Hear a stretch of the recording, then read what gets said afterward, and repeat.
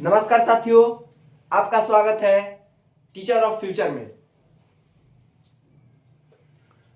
सरकारी शिक्षक की बम्पर बहाली, बीपीएससी की कठिन परीक्षा को पास करके, लेकिन नाम सरकारी और वेतन सरकारी।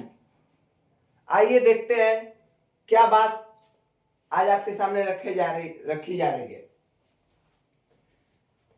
मेरे जैसे जो नवीन शिक्षक बनना चाहते हैं और नवीन शिक्षक बनने के लिए कठिन परिश्रम कर रहे हैं, अन्य राज्यों से बिहार में आकर शिक्षक बनने का प्रयास करना चाहते हैं और बनने का उत्साह रखते हैं, वो ये इन बातों को अच्छे से समझ लें। नहीं तो आगे उन्हें भी हाई कोर्ट में कहीं ये न कहना पड़े कि वेतन गलत मिल रहा है, या फिर ये वो ऐसी वैसी बातें सुप्रीम कोर्ट से लड़ना पड़े, सरकार को गाली देना पड़े, ऐसी नौबत ना आए। आइए देखते हैं। तो दोस्तों, 1 से 5 तक के शिक्षकों को 25,000 का वेतनमान दिया जा रहा है, जो कि सरकार के किसी भी वेतनमान में नहीं आता है और न ही भारत के किसी राज्य में दिया जाता है। ये कोई भी स्केल नहीं है, ये किसी भी राज्य कर्मी के स्केल के अंतर्गत नहीं आता है। अब 6 से 8 28,000, ये भी किसी भी राज्य कर्मी के स्केल के अंतर्गत नहीं आता है।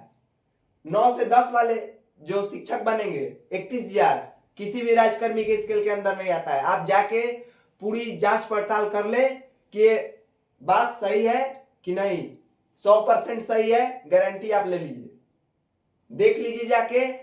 आज भी आप आगे शिक्षक जो बन चुके हैं उनकी स्थिति देख लीजिए, क्या है, कितने केस चल रहे हैं, इस बात से आप अंदाजा लगा सकते हैं। 11 से 12,000 वाले जो बनेंगे, 11 से 12 क्लास में जो बनेंगे, उन्हें 32,000 का वेतनमान दिया जा रहा है, जो कि स्केल के अंतर्गत नहीं है, किसी भी राज्यकर्मी के स्केल के अंतर्गत नहीं है।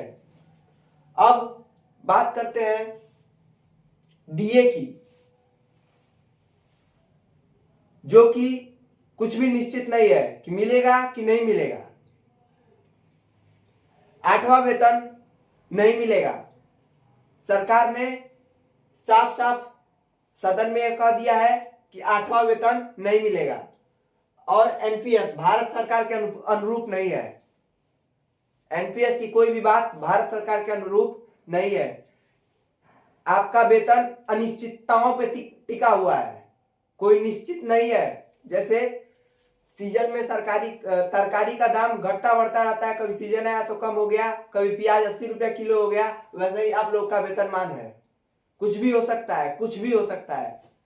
कहीं आपको फिर इन सब चीजों के लिए, जैसे हमारे कई गुरुजन बन चुके हैं विशिष्ट शिक्षक आदि, उनको इस समय में कई प्रकार के केस लड़ने पड़ रहे हैं और बहुत सारी समस्याओं का सामना करना पड़ रहा है। इस समय में सरकार बहुत सारे चक्कर चला रही है, दिमाग लगा रही है, इसलिए आप समझ लें और अच्छे से समझ लें कि आगे क्या हो सकता है आपके साथ, और इतना बीपीएससी की इतनी कठिन परीक्षा देने के बाद आपको क्या मिलेगा।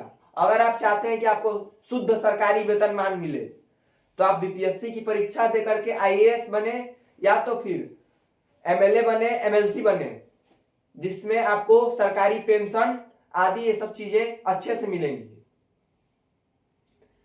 धन्यवाद।